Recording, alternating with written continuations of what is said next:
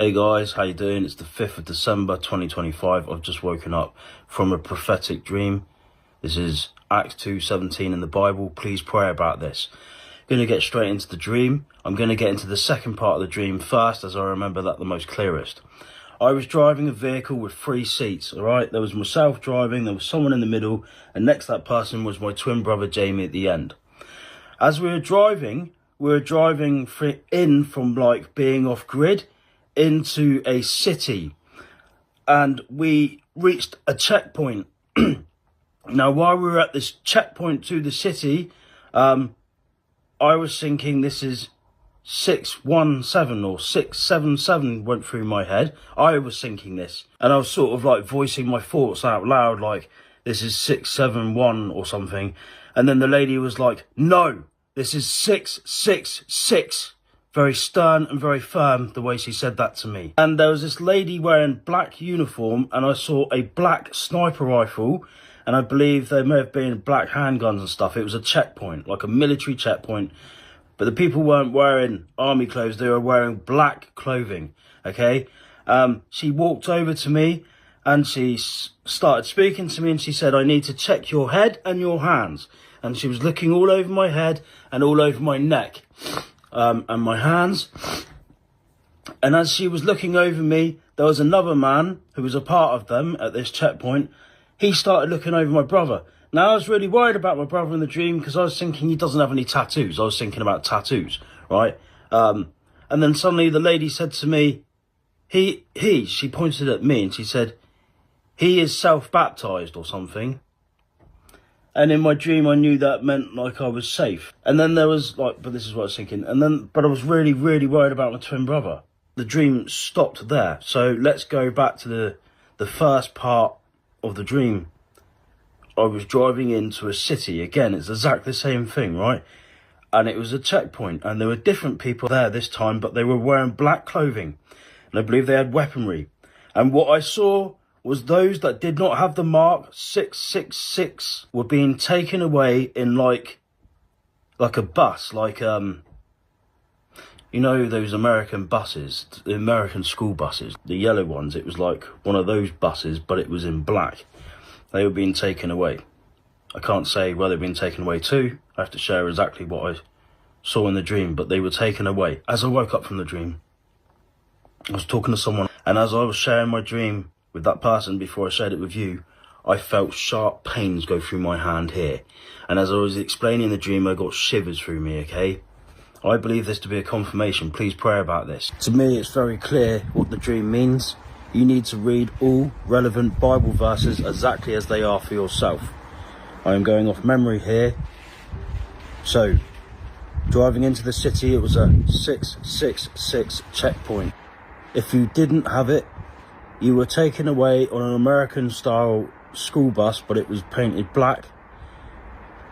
With my own thinking here, you were taken away either to be forced to have the mark or to be executed. This is my own thoughts from the dream. This is very serious. Pray about this and be ready.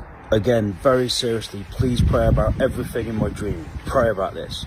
Guys, to prepare and get ready, watch the brand new playlist that I'm still working on. It is pinned within the comments. Bless you. You be safe. I'll catch you again. This is the book of 2nd Esdras, chapter 15, verse 1. Behold, speak thou in the ears of my people the words of prophecy, which I will put in thy mouth, saith the Lord. Kol Holayim La, Abanawa, Yahweh, Bahashem, Yahweh Bahashem, Rakat, Quadash. Double honor to the elder apostles and elder bishops of Great Millstone who rule well. Salutations to the Akim out there on the highways and the byways. Salutations to the hopeful elect. Salutations to you speckled birds, you Israelite foreigners. And shalom to the Akwaf, sitting and listening in silence as the scriptures say to do so. 2nd Esdras chapter 15 verse 1. Behold, speak thou in the ears of my people the words of prophecy, which I will put in thy mouth, saith Yahweh Ba'ashem Yahweh Shai. And that's the vocation of a prophet, is to speak the prophecies of Yahweh Ba'ashem Yahweh Shai.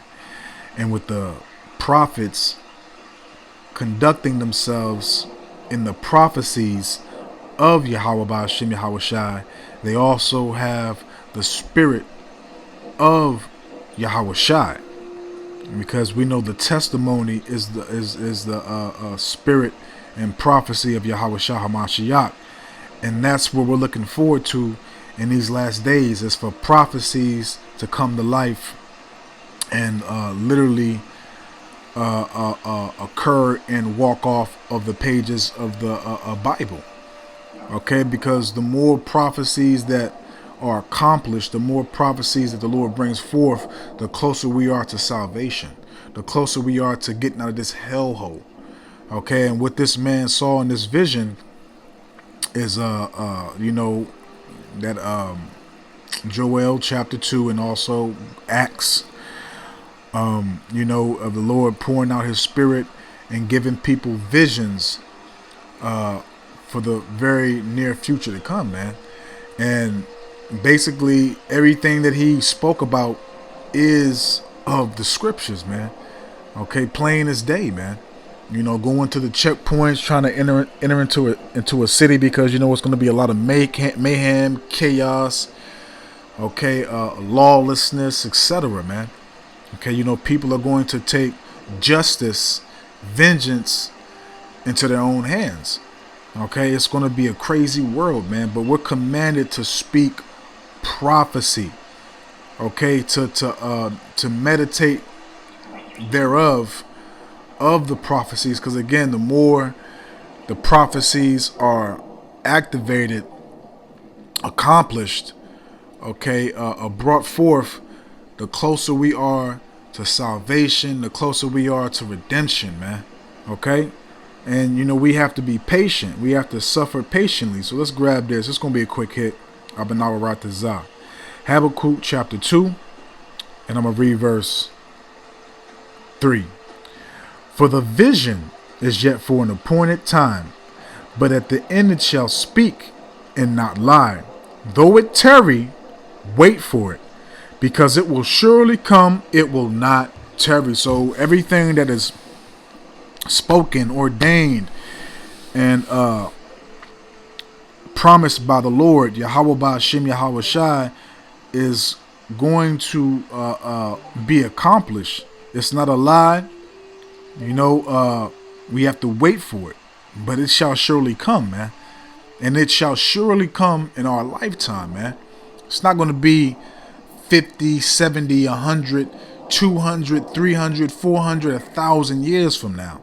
Okay, this devil has an agenda that he wants to accomplish, which he stated by 2030. But us in the spirit, we believe that he's going to put a rush on that agenda, because his time is getting shorter and shorter, man, and he's trying to exceed that bound that he cannot pass, roughly paraphrasing in the book of Job, man.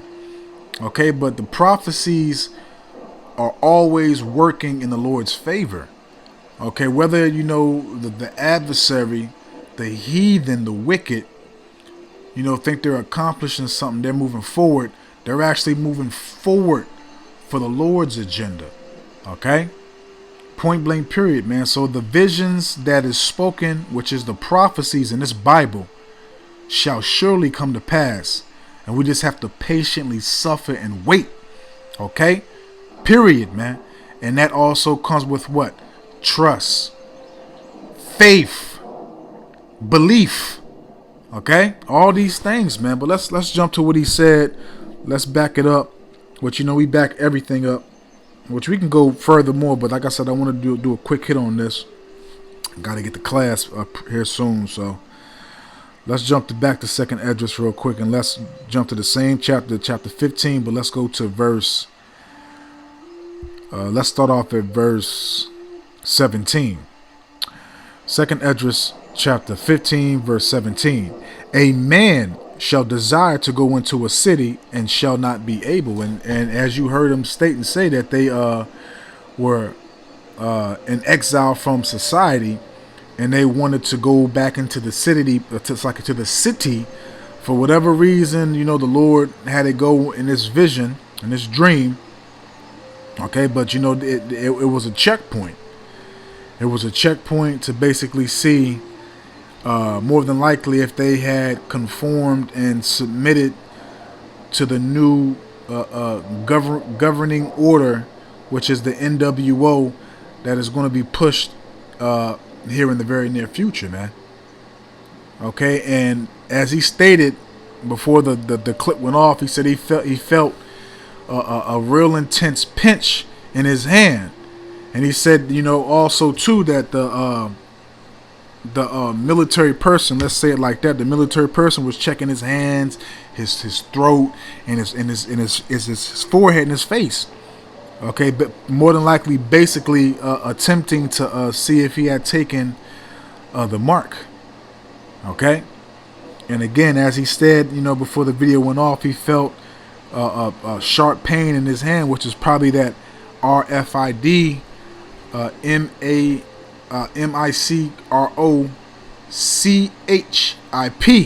you know, going in his hand, that microchip.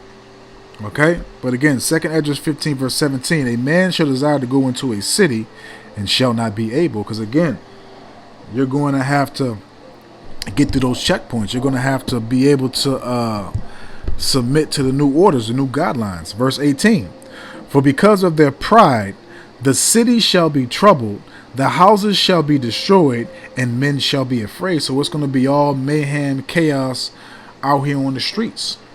It's going to be nothing but destruction.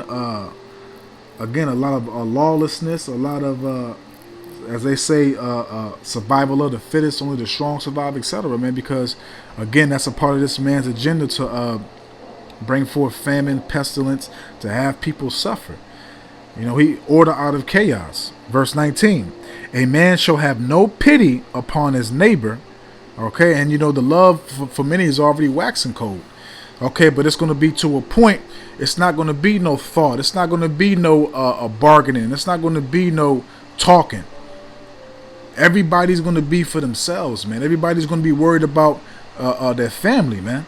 Okay, a man shall have no pity upon his neighbor, but shall destroy their houses with the sword. Okay, because why?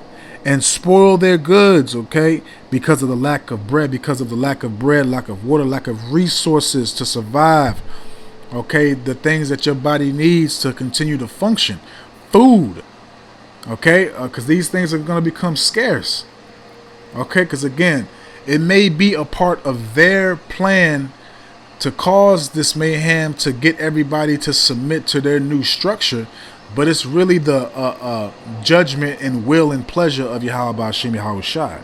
Okay? And for great tribulation, man, because that's what it's going to be. It's going to be a lot of tribulations, a lot of civil unrest, perilous times, man. Okay, but let's also get what he said, and we'll close it out here. Let's go to the book of Revelation, chapter 13. And let's read verses 15 and 16, because this what came to mind when he said. This is what came to mind on what he said when he said it. So this is Revelation chapter 13, starting off at verse 15. And he had power to give life unto the image of the beast, that the image of the beast, of the beast, should both speak and okay, and that image right now that they're setting up, you know, and pedestalizing is what? Their technology, AI. Okay, they're attempting to make AI be on a godlike status, man. Okay, but they want to put themselves up as Yahweh Ba'ashem Yahushua too. Continuing on, that the image of the beast should both speak and cause that as many as would not worship, okay, conform, submit, all right, be obedient and hearken on to, again, the new structure, the new format of society that they want to bring forth, all right, and cause that as many as would not worship the image of the beast should be killed. Now, you know, those camps, concentration camps, FEMA camps, whatever you want to call them, but they're really concentrated camps. You know, you're going to get a point where you're going to get re-educated. It's going to be stages to all this. You know, they're going to put it out there like, you know, it's something that is going to be beneficial. And then, you know, they're going to make it where you have to take it to be amongst and a part of their world. Okay? And amongst some of those steps, they're going to basically do re-education. And those that don't want to hearken to the re-education is just going to be executed. All right? Verse 16.